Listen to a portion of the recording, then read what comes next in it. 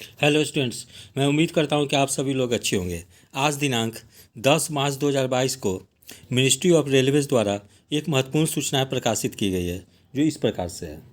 Ministry of railways in terms of order number ERB 1/2022/23/06 dated 26 January 2022 has constituted a committee to examine the concerns of candidates of CEN 01/2019 non-technical popular categories and CEN RRC 01/2019 level 1. It has now been decided as follows. इस प्रकार से जो 26 जनवरी 2022 को सभी अभ्यर्थियों की मांग पर जो एक कमेटी गठित की गई थी, उसके अनुसार निम्नलिखित निर्णय लिया गया है, जो इस प्रकार से है।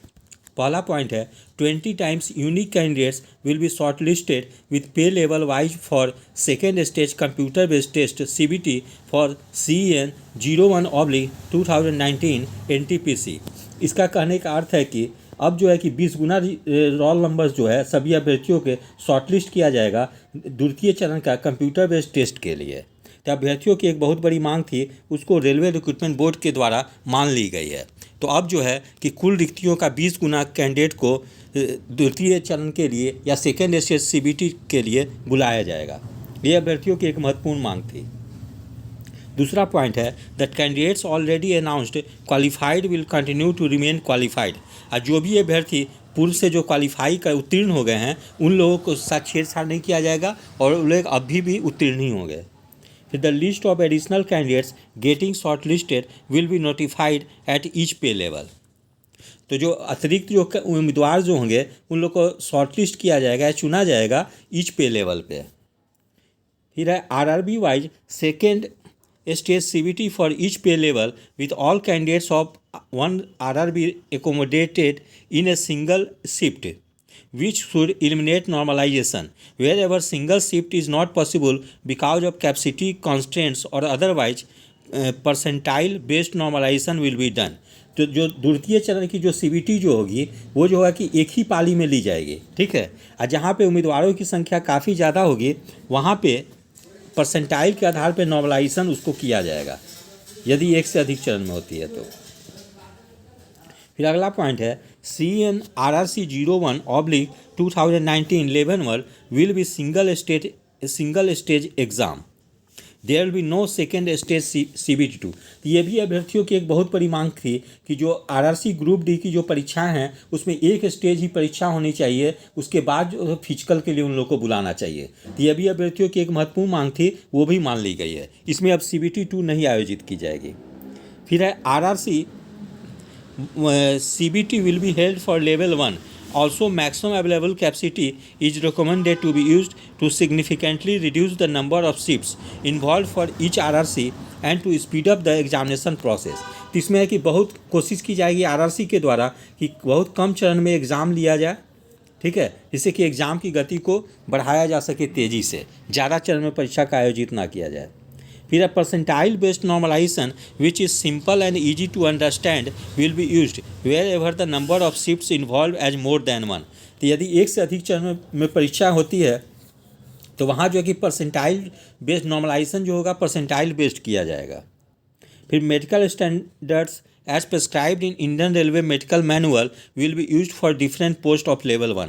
तो लेवल 1 की जो भी पोस्ट जो है उसमें मेडिकल स्टैंडर्ड जो होगा, जो रेलवे रिक्रूटमेंट मेडिकल का मैनुअल है उसी के अनुसार होगा, उसमें कुछ अतिरिक्त नहीं जोड़ी जाएगी। फिर any available income and assets certificate for candidates who have applied under economically weaker sections will be considered as valid। तो इसका मतलब है कि जो EWS के जो अभ्यर्थी जो हैं उन लोगों का जो भी आय और संपत्ति का जो भी सर्टिफिकेट कैंडिडेट के द्वारा जो उपलब्ध होगा उसको जो होगा कि माना जाएगा। फिर schedule and tentative of CEN 01/2019 NTPC and CEN RRC 01/2019 level 1। The revised results of all pay levels to be declared by the first week of April 2022। यानी कि अप्रैल के पहले सप्ताह में जो अतिरिक्त जो एक्स्ट्रा रिवाइज रिजल्ट जो आने वाली है, जो अतिरिक्त रिजल्ट जो आने वाली है उसका जो है कि रिजल्ट घोषित कर दिया जाएगा अप्रैल के प्रथम वीक में। फिर है second stage CBT for pay level 6 to be held in May 2022। और इसका अप्रैल के फर्स्ट वीक में रिजल्ट आ जाएगी और सेकेंड स्टेज जो CBT 2 जो होगी वो होगी मई में आयोजित की जाएगी। फिर है second stage CBT for other pay levels to be conducted after giving a reasonable gap. तो फिर जो सेकेंड स्टेज CBT 2 होगी अदर पे लेवल्स की जो होगी उसमें काफ़ी अंतर या काफ़ी समय दिया जाएगा अभ्यर्थियों के लिए, या उचित समय दिया जाएगा। फिर आगे है it has been decided to follow revised methodology with special condition for conduct of CBT for level 1 due to elimination of second stage of CBT ETC। तो जिसमें जो है कि CBT लेवल 1 के बाद जो है कि लेवल 2 को हटा दिया गया है, वहाँ पे लेवल 1 में जो परीक्षाएं जो आयोजित की जाएगी उसमें सही मतलब रिवाइज मेथोडोलॉजी या सही तरीके को अपनाया जाएगा। ठीक है।